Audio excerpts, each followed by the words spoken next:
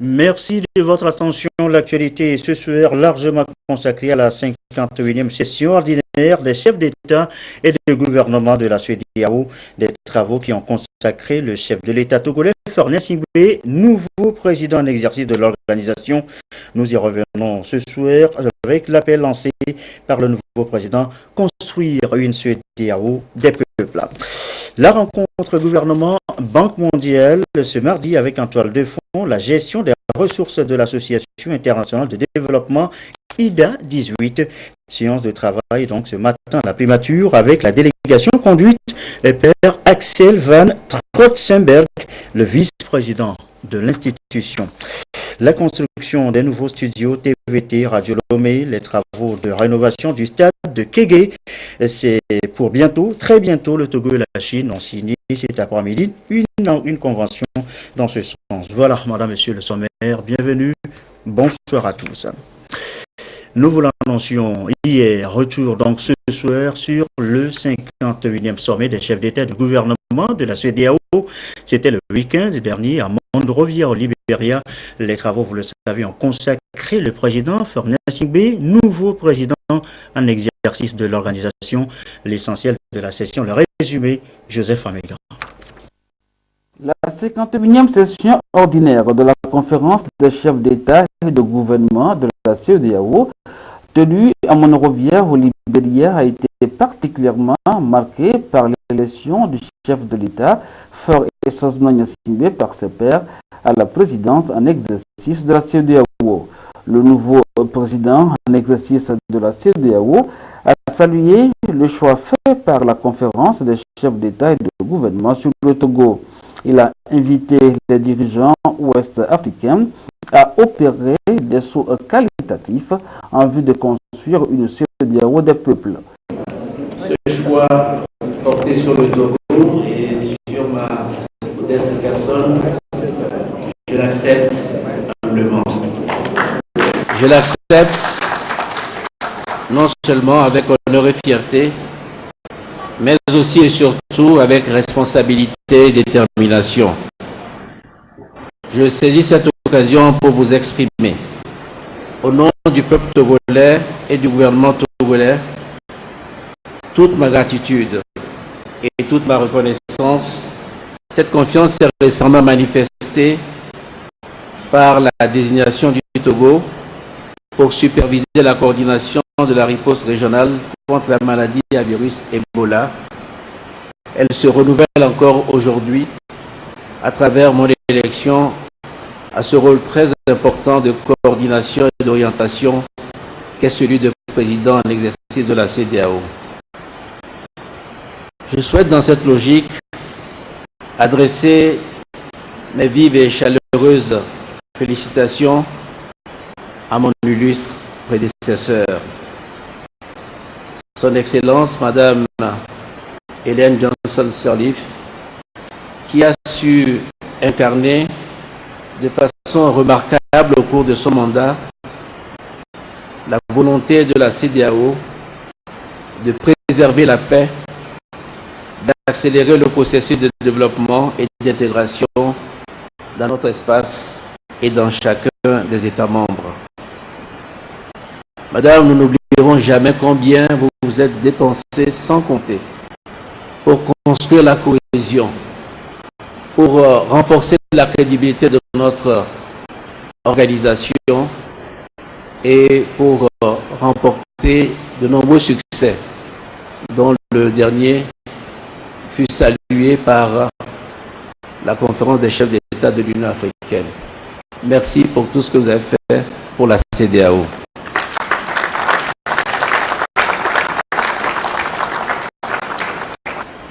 Notre organisation est en pleine évolution et en pleine croissance.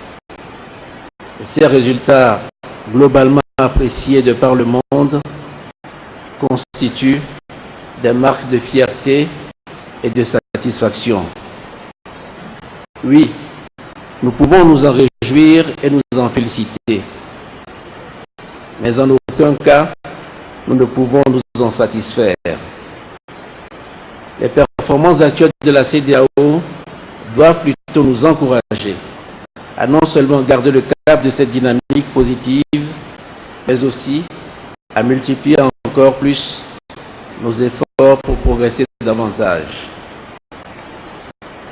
Les défis qui nous attendent sont multiples et variés et exigent que nous nous y consacrions pleinement en tirant le bénéfice de nos moyens et potentiels.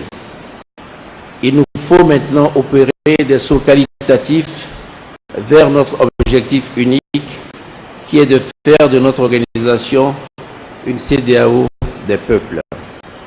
Il nous faudra sans plus tarder enlever les dernières barrières au brassage et à l'imbrication de nos populations, responsabiliser notre jeunesse en encourageant sa mobilité économique dans l'espace régional, mettre à contribution nos hommes d'affaires, mettre à profit notre potentiel démographique, miser sur l'agriculture et l'industrialisation. Tels sont autant de défis que nous devons relever ensemble pour l'épanouissement de nos populations. La présidente du Libéria, Hélène Johnson-Sirleaf, présidente sortante de la CEDEAO, a passé le témoin au chef de l'État, Faure Essence-Magnasimbe, nouveau président en exercice de la CEDEAO. Elle a, à l'ouverture du sommet, salué tous les efforts qui ont été faits pour relever les défis sociaux, politiques et économiques, y compris la fin de l'épidémie de la maladie à virus Ebola. Le président de la commission de la CEDEAO, Marcel de Souza, a pour sa part salué la capacité des chefs d'État à trouver des solutions pratiques et durables aux crises, à consolider et maintenir la paix et la sécurité, à promouvoir le développement économique, la démocratie et la bonne gouvernance en Afrique de l'Ouest. Le Premier ministre israélien Benjamin Netanyahou, invité d'honneur à cette session ordinaire de la CEDEAO, a relevé la force, la potentialité, la passion et la volonté de développement des pays de la communauté. Le Premier ministre israélien a rendu tout le mérite au nouveau président en exercice de la CEDEAO, le chef de l'État, Faure Essence-Magnasimbe. Cette année, nous tiendrons au Togo un sommet Israël et Afrique et nous espérons que tous vous participerez à cela. Nous avons l'intention d'envoyer une équipe d'enquête technologique pour que nous voyions comment nous pourrions le mieux coopérer. Je voudrais vous remercier pour l'honneur, le grand honneur que vous me donnez de m'adresser à vous et je voudrais également souhaiter beaucoup de chance au président du Togo, président Gnassingbé. Cette session de la CEDEAO a été aussi marquée par la signature du traité de l'autoroute Dakar-Abidjan et la pose de la première pierre du projet régional d'énergie électrique. Ce projet concerne la Côte d'Ivoire, la Guinée, le Libéria et la Sierra Leone. Le président Faure Gnassingbé, élu donc par ses pairs nouveaux, président en exercice de la CEDEAO, quelle signification pour le Togo, quel honneur et au-delà, quel défi? Eh bien, voilà cela avec ce commentaire de Kwessan Yorodevi. Monsieur le président de la République du Togo, les chefs d'État et de gouvernement des pays membres de la CEDEAO donnent l'occasion à Faure Gnassingbé de prouver et d'affirmer son leadership, sa personnalité et celle de son pays à la tête de cette organisation ouest-africaine. Qui connaît bien le président togolais saura qu'il ne prendra pas à la légère cette lourde responsabilité qui lui est confiée par ses pairs et qu'il réussira l'exploit d'apporter sa touche personnelle pour rendre la CEDEAO davantage dynamique. L'efficacité dont le président Faure a fait preuve en assumant dans le passé, durant 2 mandats successifs, la fonction de président en exercice de l'Union économique et monétaire ouest-africaine, son apport personnel en tant que superviseur du processus de riposte et d'éradication de la maladie à virus Ebola dans l'espace CEDEAO, qui a contribué à coiffer au poteau ce fléau dévastateur, en disent long sur la constance du président de la République qui ne cesse de prôner le dévouement à la cause sous-régionale. Bien plus, son enthousiasme devant les tâches communautaires lui a valu également, on s'en souvient, la confiance du président guinéen Alpha Condé, président en exercice de l'Union africaine, qu'il a chargé de mener des réformes au sein de l'UA. Faure est aussi appelé en tant que président en exercice à apporter une nouvelle énergie au Conseil de l'Entente, l'une des plus anciennes organisations de notre sous-région. Faure président en exercice de la CEDEAO, c'est le Togo qui est honoré. C'est le peuple togolais qui est respecté et considéré. Nul autre sentiment n'anime nos cœurs en ce moment que la fierté et aussi une petite dose d'orgueil d'un pays qui tranquillement tente avec succès de se faire une grande place au sein de la communauté internationale. Merci Cossan. C'était il y a 42 ans et c'est la CEDEAO, résultat de plusieurs années de tractation avec un objectif premier. Est-il toujours d'actualité 42 ans après? Quelle était la vision des pères fondateurs de l'organisation? Anita Tigakou pour le rappel. Ce n'est pas pour tirer la couverture vers le Togo, mais les pères fondateurs de la CEDEAO, c'est deux présidents. Le président Eyadema et le président Yakubu Gowon. Vous savez, le refrain n'est pas de moi, mais au Togo ici, nous avons souvent et très souvent chanté CEDEAO, Yadema, et c'est la vérité. Vous pouvez consulter tous les ouvrages d'histoire, vous verrez que Eyadema a pris une part importante, pour ne pas dire prépondérante, dans la création de la CEDEAO, avec son collègue et ami Yakubu Gowon.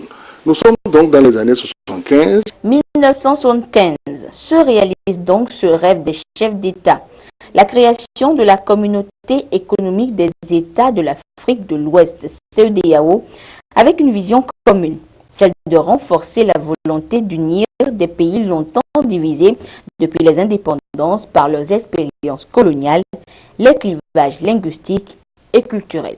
L'idée, c'était donc une organisation à but économique.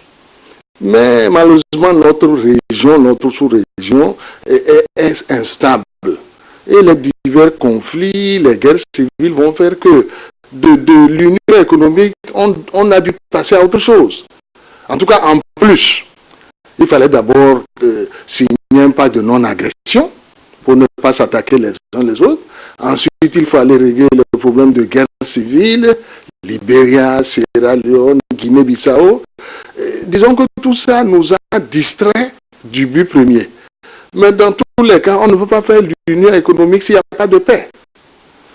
C'est comme ça que la CEDEAO a dû s'arrêter d'abord pour régler un certain nombre de conflits. Et ils sont toujours là.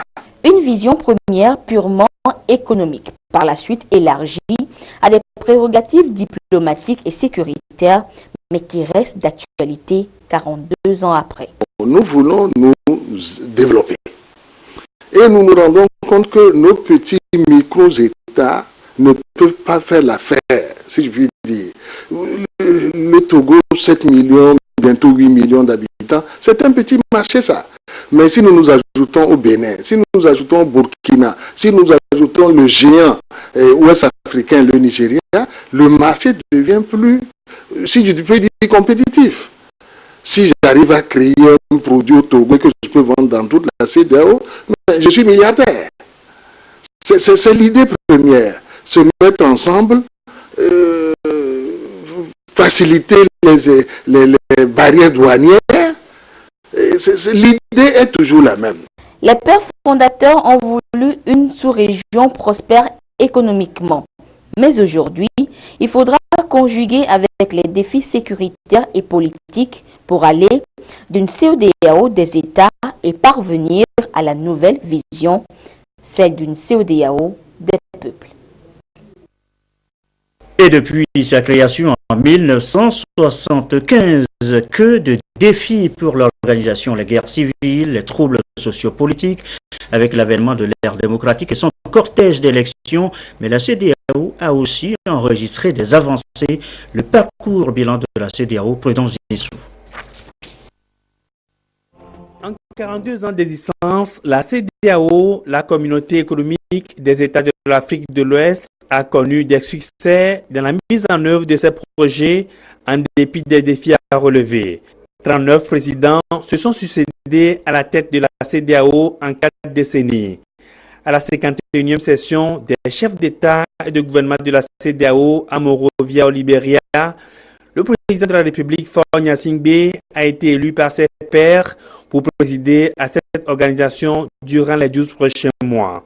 C'est la troisième fois que le Togo assure la présidence tournante de la CEDEAO après son passage dans les années 1977 et 1999. Le sommet de Monrovia a été consacré aux grands sujets relatifs à la paix, la sécurité et l'intégration entre les États, avec un accent particulier sur les perspectives de la communauté. À travers le premier traité, les pères fondateurs de la CEDEAO rêvaient de la libre circulation aussi bien des personnes avec la liberté d'établissement et de résidence, des marchandises avec la construction d'une union douanière ouest-africaine que des services et des capitaux ainsi que la création d'une monnaie commune. C'est l'un des défis que tentera de relever le chef de l'État Faure Gnassingbé, le nouveau président en exercice, quand bien même que la commission de la CEDEAO a annoncé que la date fixée pour la monnaie unique en 2021 devra être repoussée de 5 ou 10 ans. Une situation qui s'explique par le manque de convergence des politiques monétaires et d'endettement des pays de la CEDEAO. Ces pays devraient également maîtriser l'inflation. Le volume des échanges commerciaux entre ces États est assez faible et estimé en 2015 à 15 milliards de dollars américains contre 3 milliards en 2003. L'une des mesures innovantes est l'entrée en vigueur du tarif extérieur commun de la CEDEAO en 2015, mais les tests devraient être vulgarisés et ratifiés par certains États membres. Les questions de paix et de sécurité font aussi partie des grands défis du nouveau président en exercice de la CEDEAO, ce qui va baliser la voie à la lutte efficace contre la pauvreté, la création des emplois pour les jeunes, l'amélioration des conditions de vie des populations et la promotion d'un développement économique.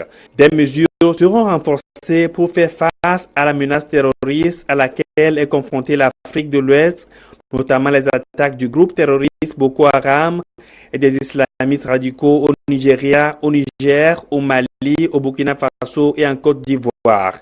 Grâce à la diplomatie internationale que l'Israël souhaite développer avec l'Afrique, la CEDEAO pourra bénéficier des fruits de ce partenariat dans le domaine de l'agriculture, la haute technologie et la sécurité. Malgré les entraves, la CEDEAO est la meilleure organisation régionale en Afrique. Ces 4 dernières décennies ont été marquées par d'importantes initiatives collectives au niveau des États membres de la communauté sous-régionale. Il s'agit notamment du projet régional du développement des centrales et des lignes électriques entre les États membres, la création du poste de contrôle juxtaposé de Ngwempé qui permettra de faciliter les échanges commerciaux entre le Togo et le Ghana. Le mouvement migratoire au sein de l'espace est significatif et les États qui accueillent le plus de citoyens ouest-africains sont notamment la Côte d'Ivoire, le Ghana et le Nigeria. La CEDEAO a donc enregistré des acquis depuis sa création et se présente aujourd'hui comme l'un des regroupements les plus dynamiques du continent. Ces acquis devraient être renforcés avec le leadership et la capacité managériale du nouveau président en exercice de la CEDEAO pour une organisation régionale plus dynamique avec une réelle intégration des peuples. Merci. La CEDEAO économique, on vient de l'entendre à sa création politique. Après, aujourd'hui, une CEDEAO de plus en plus des peuples qui prône la libre circulation des personnes et des biens. C'est d'ailleurs l'ambition exprimée par le désormais président à l'exercice de l'organisation, Faure Gnassingbé, vous l'avez entendu, qui appelle à un saut qualitatif dans le sens de l'ambition. Comment va-t-il y parvenir? Quels sont les défis liés au processus d'intégration? Élément de réponse, Antoinette Oumavova. Après les indépendances, les chefs d'État des pays de l'Afrique de l'Ouest se sont engagés à mutualiser leurs efforts pour promouvoir le développement socio-économique de leurs États. Des initiatives communes ont été prises afin de réaliser cet objectif. La libre circulation des personnes et des biens est en vigueur depuis des décennies. l'existence d'un passeport CEDEAO pour faciliter les déplacements et le commerce intra-régional qui représente environ 10% des échanges de la communauté. Aujourd'hui, on est passé de l'intégration à vocation économique à l'intégration politico-économique. Donc ça veut dire quand même que nous sommes dans ce processus qui va en s'enfermissant, même si il y a quelques difficultés dans l'application des textes communautaires. Mais il faut reconnaître quand même que des efforts sont faits à ce niveau. Les peuples sont suffisamment intégrés parce qu'on voit une certaine collaboration, une certaine coopération entre certaines entités, que ce soit économiques ou d'autres espaces. La réflexion est faite pour qu'on puisse aller d'une CEDEAO politique à une CEDEAO des peuples. Bien que des efforts sont faits, l'application des tests est l'un des défis à relever. Également, les valeurs démocratiques, la sécurité dans l'espace CEDEAO sont des défis qui attendent le président Faure Gnassingbé, élu par ses pairs au 51e sommet à la tête de l'organisation. La volonté politique qui est là, et puis il faut véritablement disséminer les valeurs de l'intégration au sein de la population. C'est fondamental.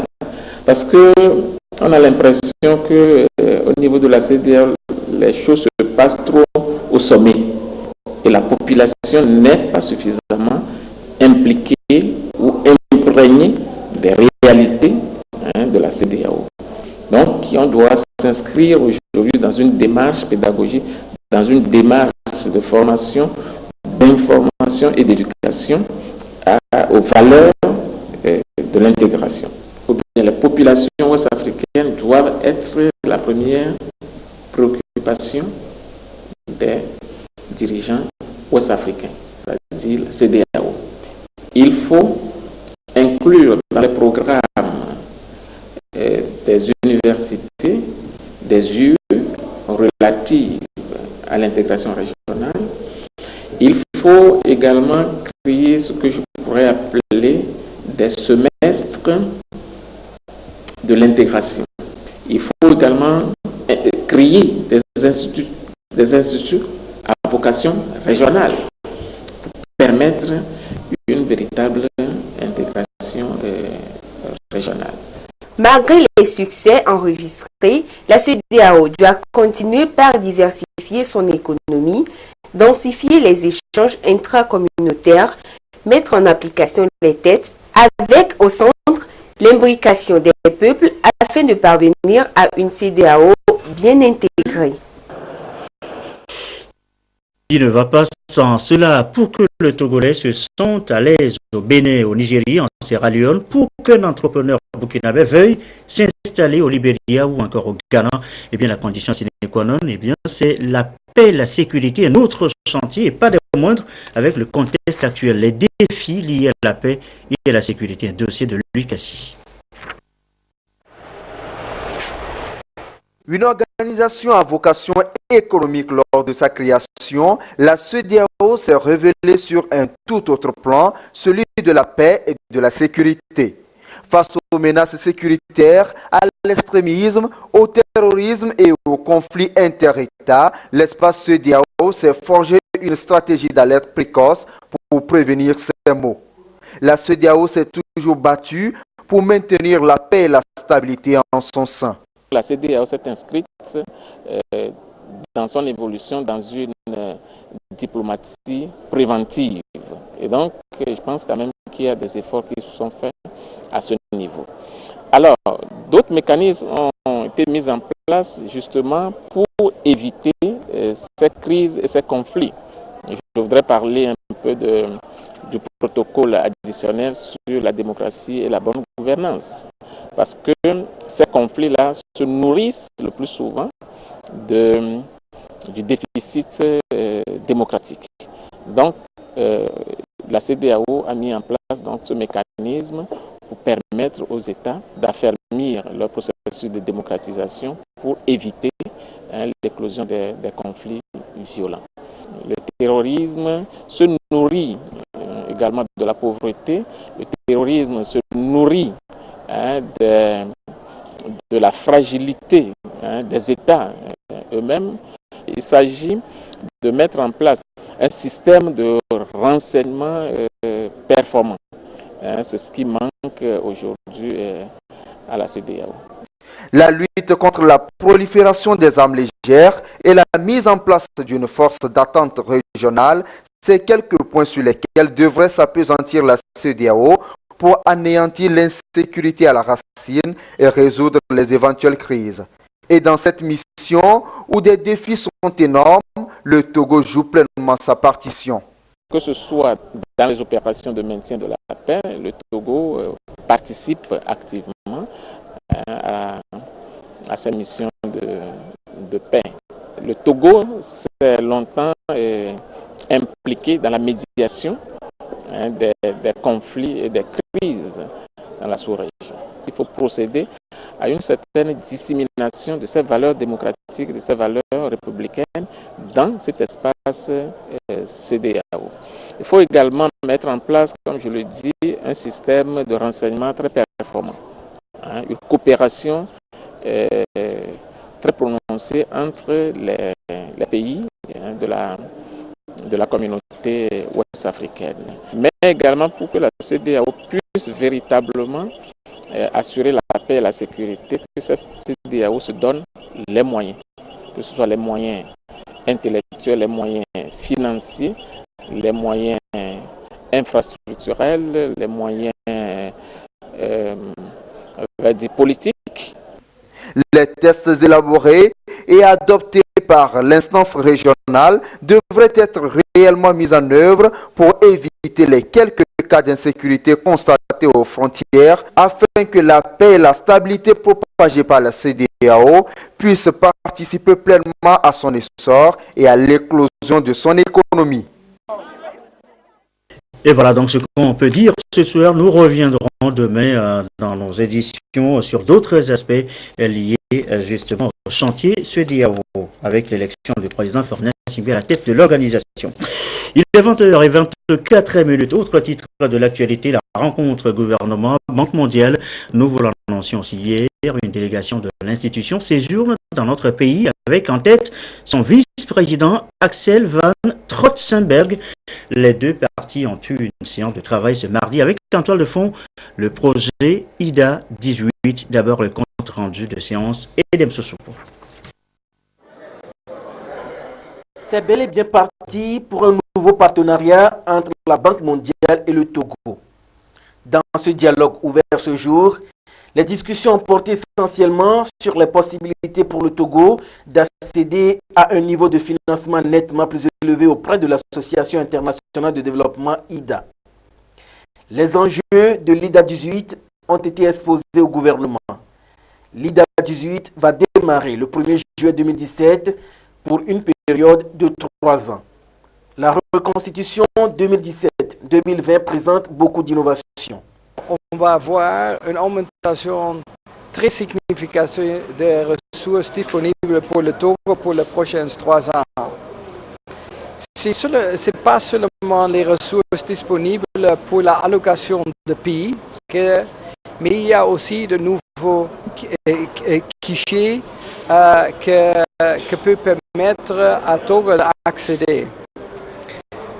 Ce qui va être très important est que pour les investissements, le secteur public ne va pas faire tout seul. Et nous avons créé un guichet pour le secteur privé pour dérisquer les investissements. Parce que souvent dans les pays fragiles, les risques sont perçus comme trop élevés. Par conséquent, il n'y a pas réinvestissement. Le Togo va bénéficier de 230 millions de dollars, le double de l'enveloppe de l'IDA 17. Le pays va ainsi, avec cet appui, mieux promouvoir son développement. Certains secteurs sont d'ores et déjà ciblés. Donc je peux vous dire qu'on a trois thèmes, trois piliers. Améliorer la performance du secteur privé, la création de l'emploi. Et là, on a le programme de réforme fiscale, gestion de la dette, pour aider le gouvernement ou travailler avec eux sur l'assainissement du cadre macroéconomique. Puis on a des activités qui touchent directement sur le secteur privé, les réformes pour l'environnement des affaires, mais aussi pour améliorer la qualité et la performance des infrastructures économiques telles que l'énergie et les télécoms et les services logistiques, pour appuyer justement toutes les ambitions du pays pour devenir un hub logistique dans la sous-région et dans la région en général. Puis on a un deuxième pilier qui vise vraiment l'inclusion sociale. Puis dernièrement, on a un pilier sur l'environnement et la résilience au changement climatique. Et là, nous avons plusieurs programmes pour commencer à mettre en place des réponses à l'érosion côtière et pour promouvoir ce qu'on appelle l'économie bleue. Avec à l'idée de faire autrement les choses, le groupe de la Banque mondiale veut, à travers les ressources de l'IDA 18, agir dans le sens d'une réelle création de richesses. Et le Togo se dit prêt à mettre en œuvre les ressources mises à sa disposition. Le défi majeur à relever est la mise en œuvre des ressources ainsi mobilisées. Pour sa part, le gouvernement togolais ne ménagera aucun effort pour renforcer les capacités de mise en œuvre de ces services concernés. L'efficacité, mais aussi renforcer l'efficacité des politiques, des investissements et des services publics. La détermination du président de la République est de tout mettre en œuvre pour que le Togo lutte efficacement contre la pauvreté. C'est d'ailleurs l'une des raisons de la mise en œuvre du programme d'urgence de développement communautaire PUDC. L'approbation par le conseil d'administration du groupe de la Banque mondiale d'un nouveau cadre de partenariat avec le Togo qui va jusqu'en 2020 est une action concrète qui nous facilitera l'exécution des projets et programmes financés par la Banque mondiale au Togo. Le renforcement du partenariat public-privé constitue l'une des priorités de l'IDA 18 pour permettre aux pays dits fragiles de réussir de manière inclusive et participative leur développement. Je me réjouis en outre que les nouvelles opportunités offertes dans le cadre de la 18e reconstitution des ressources de l'IDA comportent, entre autres, un guichet de promotion du secteur privé. Ce nouveau mécanisme pourrait intéresser le gouvernement dans son souci de créer les conditions idoines pour permettre à ce secteur vital de devenir un véritable moteur d'une croissance économique forte et inclusive. La dernière initiative, c'est de tout mettre en œuvre pour permettre au secteur privé national et aussi aux investisseurs étrangers de saisir les opportunités de notre pays, l'attractivité de l'économie togolaise pour des investissements potentiels qui permettent à notre pays d'atteindre son vœu qui est de devenir un pays émergent d'ici à l'horizon 2030. Notre pays se propose, à travers la contribution de ce nouveau cadre de partenariat d'une part, de réaliser une croissance plus inclusive et durable que va tirer le secteur privé pour être plus dynamique. D'ailleurs, le gouvernement, par décret, pris en Conseil des ministres, vient de créer un comité de concertation et de dialogue entre l'État et le secteur privé. L'objectif est de mieux accompagner le secteur privé pour qu'il parvienne à la réelle création de la richesse et de l'emploi. Au Togo, l'IDA soutient actuellement des projets visant à améliorer la productivité agricole, fournir des filets de sécurité sociale, entre autres.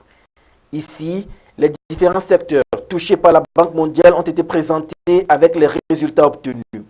L'institution de Bretton Woods encourage le Togo à améliorer ses performances afin d'obtenir plus de notes, synonyme d'augmentation des ressources financières. A signaler qu'avant la rencontre gouvernement Banque mondiale ce matin, le Premier ministre, comme il s'est Classou, a eu un entretien avec, dans ses bureaux avec le vice-président Axel Van Trotzenberg. Image ici des échanges qui ont porté sur la gestion des ressources de l'Association internationale de développement IDA 18. Direction, l'Assemblée nationale, 4e plénière pour les députés ce mardi, a voté la loi d'orientation de l'enseignement supérieur et de la recherche, le compte-rendu Medina Salami.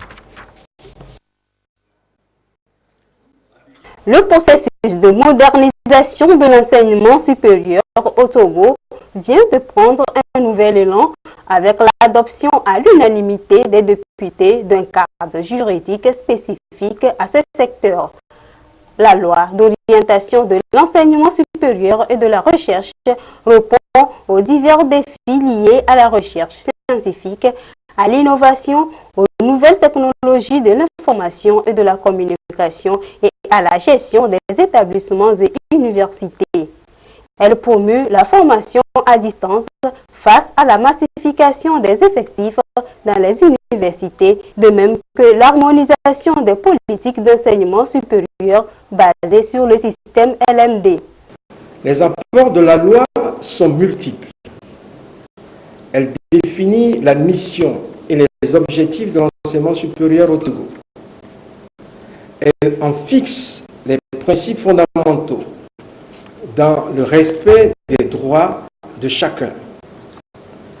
Elle organise les enseignements qu'elle appuie sur le système LMD, licence, master, doctorat. Elle détermine les orientations stratégiques de développement de l'enseignement supérieur dans une logique de déconcentration. Elle propose, avec la création des centres universitaires, une réponse adaptée aux spécificités régionales et aux besoins locaux. Elle ouvre la voie au partenariat à tous les niveaux. Ces dispositions répondent aussi aux directives des chefs d'État et de gouvernement de l'UEMOA pour une nouvelle vision de l'enseignement supérieur. L'université de Lomé, ce temple du savoir avait une réputation de sérieux et de rigueur qui ont largement dépassé les limites de nos frontières. Mais aujourd'hui, comme vous l'avez souligné, force est de constater que malgré de nombreuses dispositions légales et réglementaires en vigueur, malgré les nombreuses initiatives visant à le consolider, l'enseignement supérieur au Togo a besoin d'être mis en harmonie avec l'environnement régional et international en la matière, d'être mieux encadré et structuré pour retrouver sa réputation d'antan et surtout pour répondre aux nouvelles exigences de l'éducation et de la formation de notre jeunesse. La loi d'orientation de l'enseignement supérieur et de la recherche que nous venons d'adopter vient donc bien à propos pour redynamiser ce secteur vital pour le développement de notre pays. Il est prévu dans cette loi la mise en place dans chaque université d'une structure d'assurance qualité pour le contrôle et l'évaluation de la formation des enseignants et programmes. Le président de l'Assemblée nationale a par ailleurs reçu ce matin une délégation de l'Agence internationale de coopération économique chinoise en mission dans notre pays, mission d'inspection des travaux de construction du nouveau palais de l'Assemblée nationale. Je vous propose donc d'écouter. On va revenir donc sur cela dans les prochaines éditions. On a vu donc les images du chef de la délégation tout à l'heure. Autre sujet évoqué ce soir, la lutte contre le paludisme et l'annonce du ministre de la Santé. La campagne de distribution de moustiquaires imprégnés commence et c'est officiel depuis ce mardi. Les précisions co-siglées de Douaré.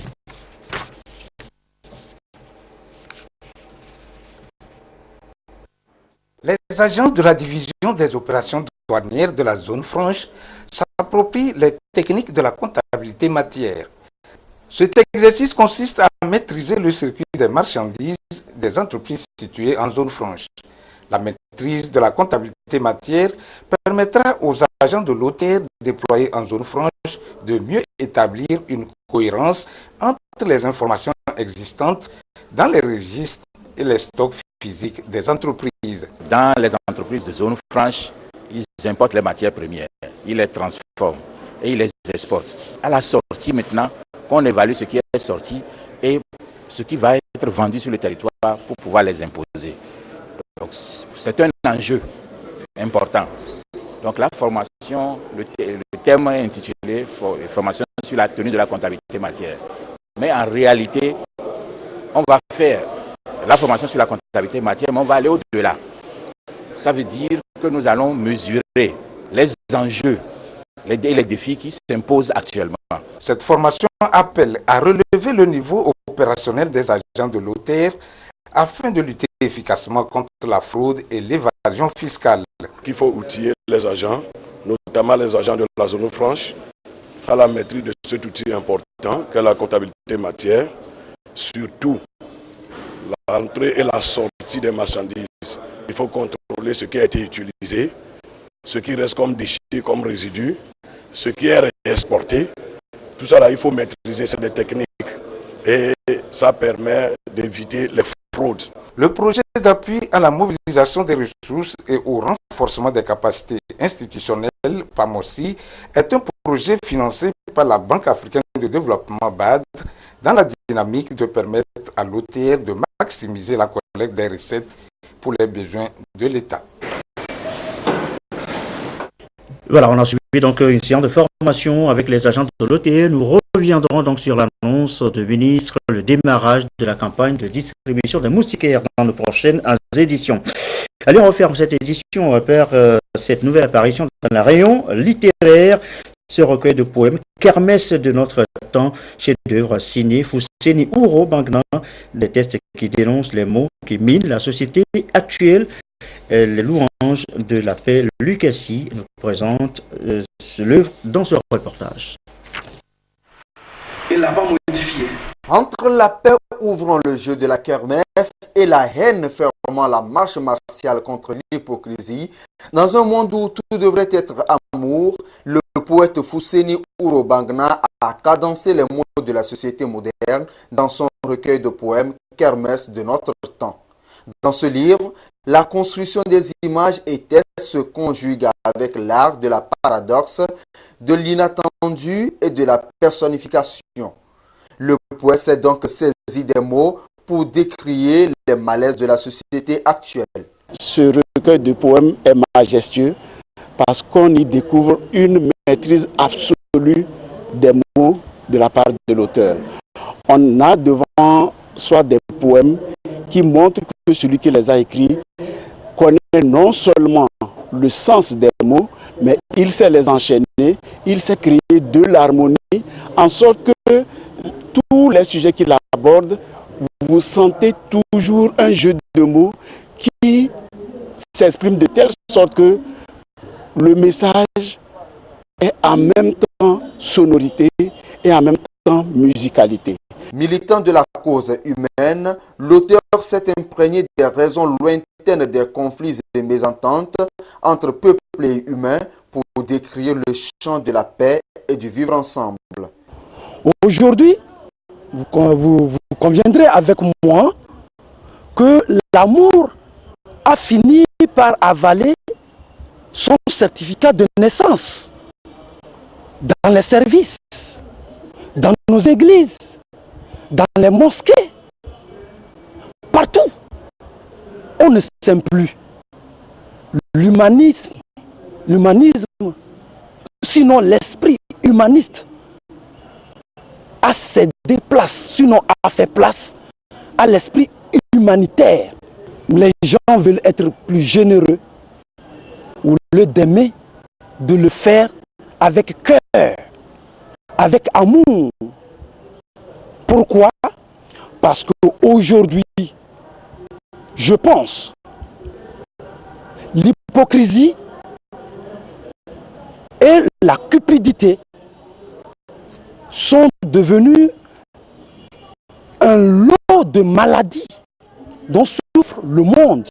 Titulaire d'une maîtrise en lettres, Fousseni Ourobangna est un inspecteur de l'éducation nationale. L'œuvre Kermesse de notre temps constitue les prémices de sa production littéraire. Nous l'annoncions aussi en titre, bientôt le démarrage des travaux de réhabilitation du stade de Kégué. Ce n'est pas fini, il y a mieux. Les travaux de construction d'un auditorium moderne pour la télévision togolaise et Radio Lomé commencent aussi sous peu. Une signature de convention est intervenue cet après-midi même entre le Togo et la Chine. Nous reviendrons demain en images sur ce sujet dans nos journaux. Fin de la présente édition. Merci à vous qui nous suivez encore ce soir partout et comme d'habitude toujours fidèlement sur la télévision togolaise. À très bientôt.